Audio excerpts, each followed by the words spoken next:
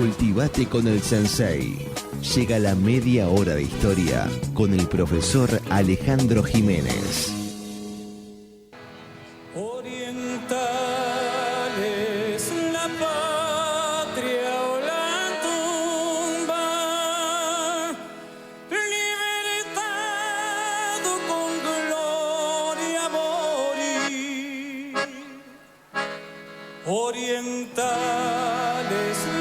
Estamos escuchando al zurdo Besio y si no me equivoco, ese acordeón tiene que ser de Nacho Algorta, amigo de esta casa y de este programa y de esta radio. ¿Cómo andan? ¿Cómo les va? Alejandro, ¿cómo te va? Bien, bien. ¿Ustedes se acuerdan? Quiero que me respondas de una a la pregunta que planteaste en Twitter. ¿Cómo pudo haberse llamado este bendito país? Pero va a decir al final, tenés que mantener el Estoy gancho. ansioso. Sí, ¿cómo pudo? Ya queremos saberlo. ¿República Cisplatina? No, ay, porque dos cosas, vamos en orden. Primero, Bienvenido Alejandro Jiménez con una historia. Está entusiasmado. Está loco, ¿Pero está por qué sacado. carajo Sí, gritas? el zurdo Besio, cuando cantó esto, fue un revuelo, me acuerdo. Me Porque acuerdo. y profanaron el himno, fue una cosa, ¿te acuerdan ustedes? Que fue La gente al tremendo. pedo, Yo estaba en el gente al estadio pedo. ahí. Cállate, Camila, ¿qué Duró te como pedo? 6 minutos, duró más porque lo explicó eso el zurdo, que es la marcha camión lo lenteció, entonces duró Y más. los jugadores parados que Sí. empezaron a calentar. No, y hay una anécdota muy conocida también, que parece que el juez que era Busaca, que era un suizo, ¿se acuerdan que era un juez? No entendía nada, Busaca. No, y parece que medio se enojó y que parece que Lugano en italiano parece que le dijo algo. Esto tiene que terminar, Sí. dijo Lugano. Es el himno Sí, y se tiene sí, que terminar. algo así. Los Entonces- costarricenses rompieron filas, Sí, se fueron a calentar, ¿te algo, acordás? 6 minutos Ay, también. fue muy largo. Bueno. Que estaban todos todos parados y los de Costa Rica dijeron, no, pará, esto ya fue. Y empezaron a calentar ya. El himno, a su vez, Uruguay-Costa Rica en noviembre de 2009. Lamento decirte, que, Camila, que el acordeón es de Hugo Fatoruz. Ah, con Gran razón. Hugo. Bueno, Y está. que Algorta es Montemurro en el piano, era una selección también ahí, Sí, los sí. Ibarburu. Tremendo. Cuadro. Y la batería de Murga Garrete Catalina. Era Hermoso, hermoso. lo que ese himno. Bueno, ¿y cómo Me animé a decirlo, podíamos? nada que ver. A ver, nombres que se manejaron para el Uruguay, porque iba a hablar después, pero ahora que lo planteó Mariano, Estado de Montevideo fue un nombre Mirá. que se planteó en la constituyente. Si ustedes se imaginan esos nombres hablando, che, ¿cómo le vamos a llamar a este país? Dijo, O sea que Montevideo le diera Sí. nombre al país. Claro, eso Sí. así se descartó. ¿Qué más? Estado oriental del caudaloso Río de la Plata. ¿Sí? ¿Te imaginas? Ay, larguísimo. ¿Se imaginan, No, ¿dónde se ima- vivís? se Me imaginan quedan en dos el pelotas estadio? diciendo. Vamos, el caudaloso Río de la Plata. No. Bueno, pero Claro, fuimos- ¿cómo gritas en el Bueno, estadio pero- eso? pero Vamos. terminamos siendo algo parecido. República Oriental del Río Uruguay. Y terminamos después siendo. hay otros también, incluso alguien que dijo, se podría llamar Estado del Nord argentino. Eso no ¿Nord? entiendo. Ah, sí, y que tenga el Uruguay Argentina en el nombre, la verdad que no tiene mucho que ver. Fue Estado Oriental del Uruguay, que después en el 19, en la primera reforma constitucional, se cambia a República. O sea, primero fuimos Estado Oriental, y en el 19, en la primer cambio constitucional, se pasa a República Oriental del Uruguay, que como decía Reyes Abadí, el Uruguay es un país que no tiene nombre. No, O sea, somos porque una ubicación geográfica. Eso mismo. Es decía, increíble. es una ubicación geográfica.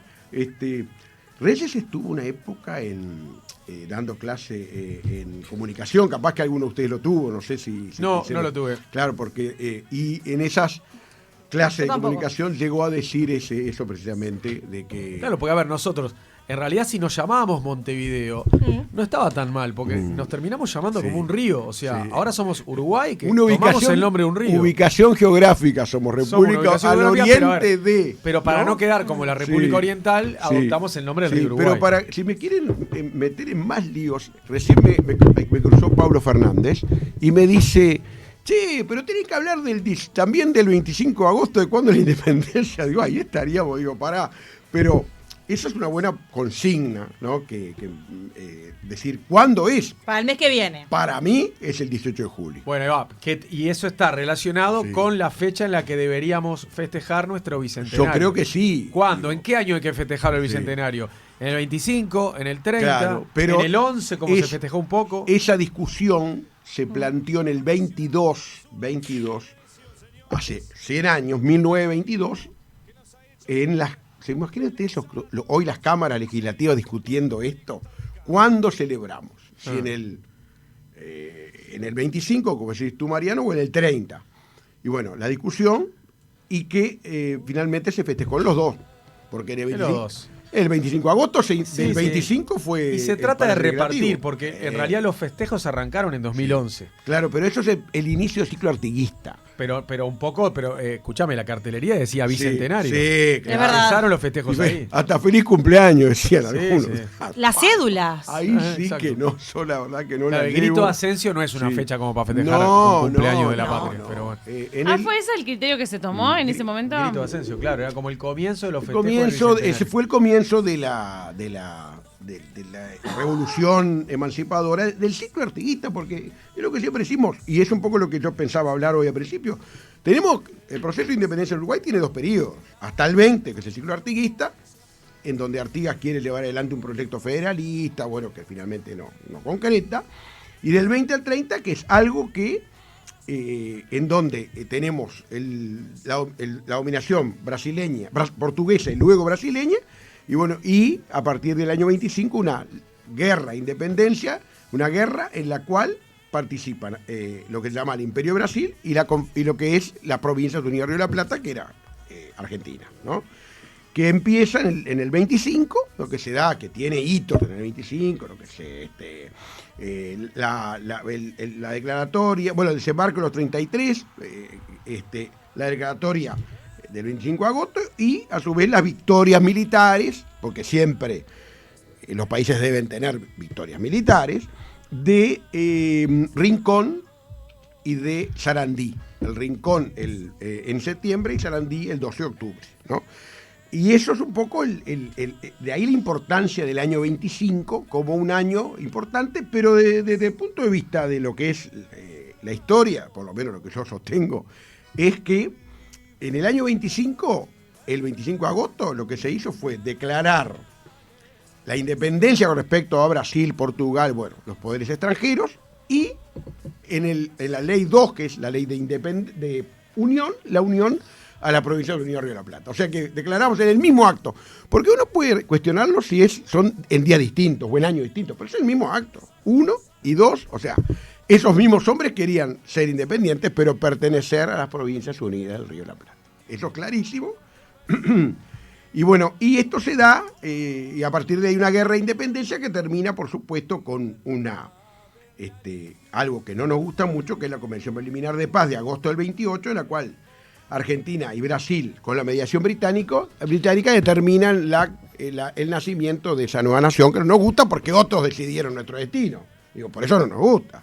Pero es claro que allí, para algunos empieza.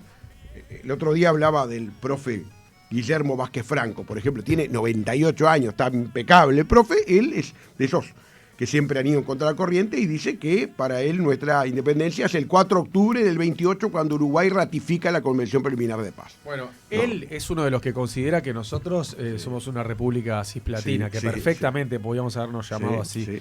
Lo recuerdo debatiendo en algunos programas, Sí, defendiendo esa postura. El profe, no sé, digo, hace tiempo que lo veo, por eso digo, 98 años, me enteré que había cumplido. Pero bueno, vamos a hablar de Y una vuelta Sí. presenció un Sí. debate súper interesante hace muchos años ya entre él y Ana Ribeiro.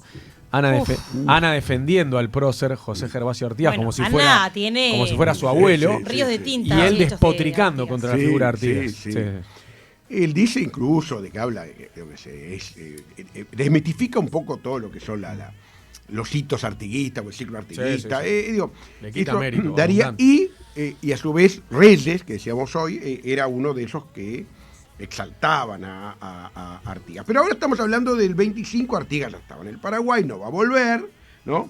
Y vamos a ver esa constitución. O sea, y yo le propongo un ejercicio, que es el ejercicio de historia comparada, que está bueno siempre hacerlo, hoy y ayer, ¿no? Religión del Estado, de acuerdo a la constitución de 1830, católica apostólica romana, ¿no? Religión, de acuerdo a hoy, ¿cuál es? Estado laico. Estado laico. O sea, nuestro Estado es laico. Pero, totalmente. ¿quién fue el que mandó sacar todas las vírgenes y las cruces de los hospitales? Valle.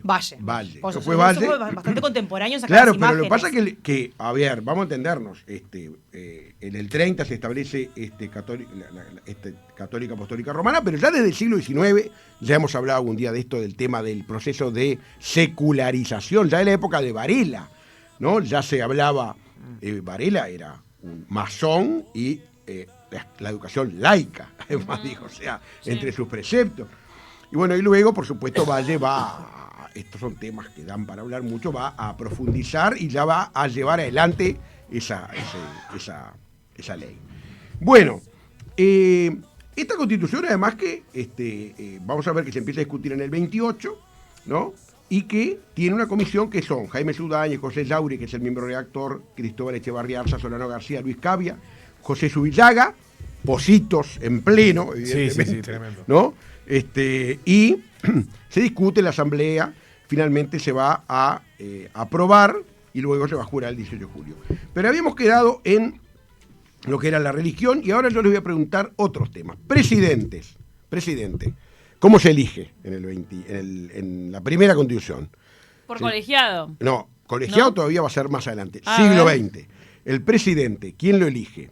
¿Directamente el pueblo? El cabildo. No, voto directo del pueblo, seguro que no. Seguro que no. Exactamente. Asamblea Constituyente. Había, claro, no. Nada que ver. Lo elige, se votan representantes el último domingo de noviembre y esos se reúnen en marzo y deciden quién es. Cortan el bacalao. Sí, cortan el bacalao. Que habíamos dicho una vez que por qué era hasta marzo. Porque se suponía que a veces para llegar de un extremo al otro del país en esa época podía demorar o podía costar. Por eso que se dejaba ese periodo, que sigue siendo igual. Hoy no hay ese problema, pero se toma como periodo de preparación de un gobierno o de transición, más bien, de un gobierno a otro. ¿Había vicepresidente? No había vicepresidente. No había. ¿no? Claramente. Y cuando vacaba la presidencia, quedaba el presidente del Senado como presidente. O sea, eso se va a cambiar en el 19 también, y hoy volví a decir el balotaje, que se establece en el 96. Es una ley nueva, una reforma electoral, que mucho confunde con una reforma de la Constitución. No, es una reforma electoral, la del año 96 que estableció el balotaje. Poder legislativo, 2 cámaras, ahí es parecido. Sin representación proporcional el Poder Legislativo en el 30. O sea, no el que, por ejemplo, en un departamento, el que ganaba, como quien dice, se llevaba a todos los representantes, ¿no? O sea, hoy en día el que gana, hay representación proporcional, que es lo más lógico, que fue además un reclamo de Saravia, ¿no? A partir de fines del siglo XIX, principios del XX, en sus levantamientos civiles. Poder Judicial era Alta Corte de Justicia, o se llama Suprema Corte de Justicia, y los gobiernos departamentales han tenido mucho cambio. El gobierno departamental era un jefe político de policía, que lo elegía directamente el presidente, y ese fue un problema, porque el presidente elegía a todos los que eran de él, ¿no? Sí. Y entonces ahí fue que se dio después los pactos en el 72, cuando el Partido Nacional obtuvo 4 jefaturas, después en el 97 obtuvo 6, y después cuando en 1904 Valle dijo no le voy a dar nada, ninguna, y se dio la guerra civil y se terminó con ese sistema, y en el 1919 es que se establece la elección directa e intendentes electos directamente por voto de la ciudadanía, que es, bueno, juntas departamentales. Anteriormente había habido juntas económicas administrativas, y las juntas locales eran un caso, y los municipios, que es una reforma de 2010, capaz que recuerdan hace poquito, más reciente, cuando se hizo esa reforma. Ciudadanos, ¿quiénes eran? ¿Quiénes votaban? A ver, acá en este lugar, los ricos hombres. acá en este lugar tenemos solamente 2 ciudadanos. Y sí. Mayores de Hombres. 21. No, 18 era, 18. ¿Quién Hombres, eran? seguro, solo ¿Seguro? hombres. Pero no era mayores de 21. No, Propietarios, 18. no tenía que ser No, hombre propietarios para ocupar cargos legislativos. Ah, ok. Oh. De 2 chicas quedaban afuera. Sí. Sí. Porque Votábamos Alejandro y yo. mujeres, la ciudadanía la adquieren recién en el 32, la ley que establece el voto femenino.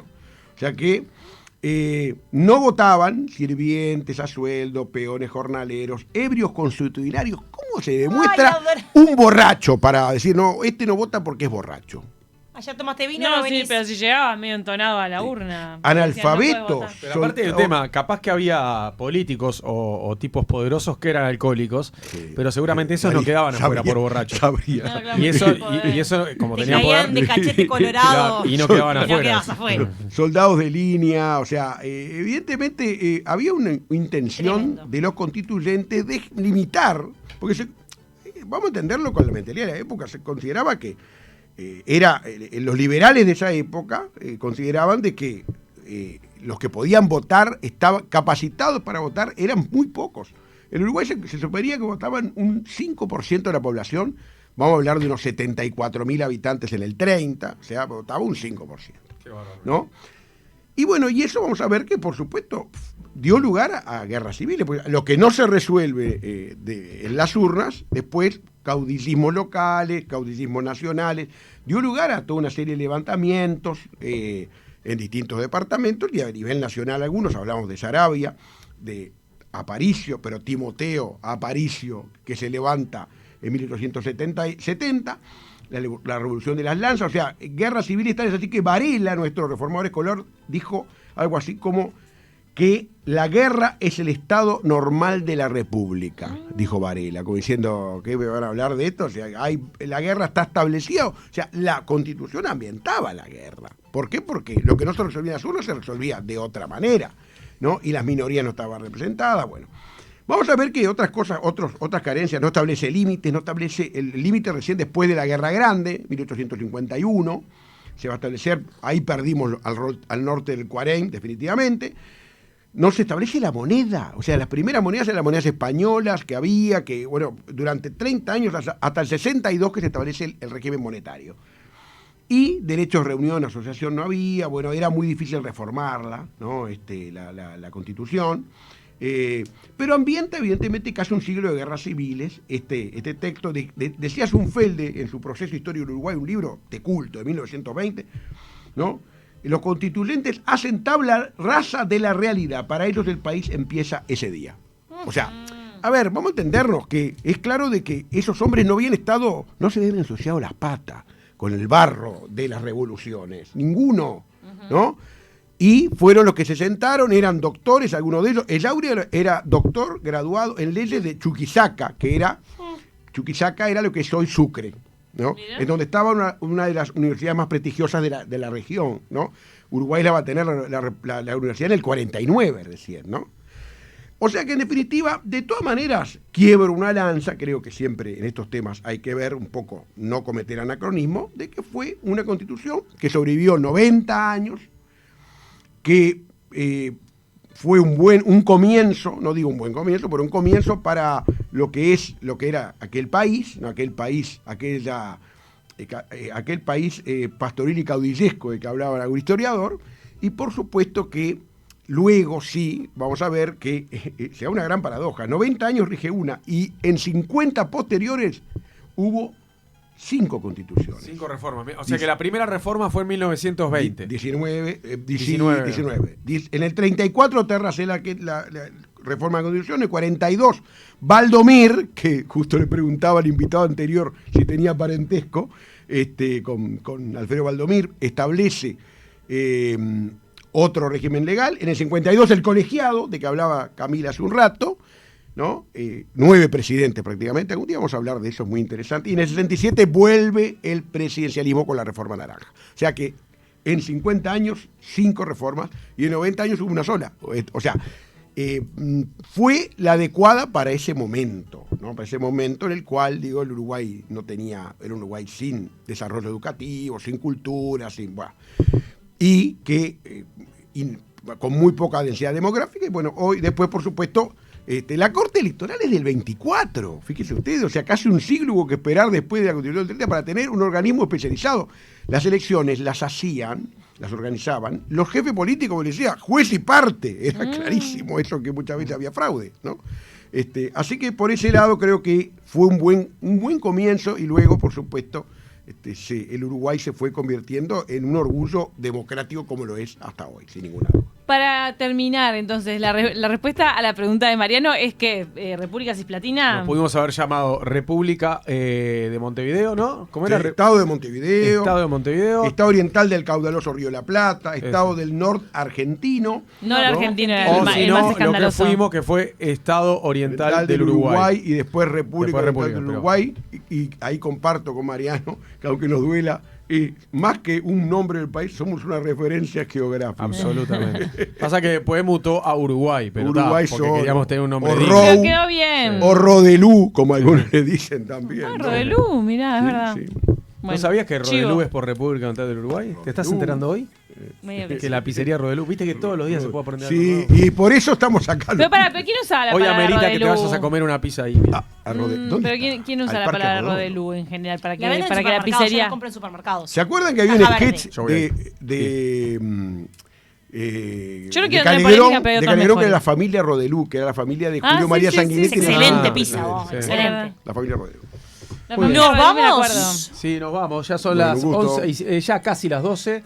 Se viene 9:70 Noticias y luego Laboral Deportiva. Que pasen Hasta lindo. mañana, entonces. Gracias, Ale. Chau, chau. Gracias.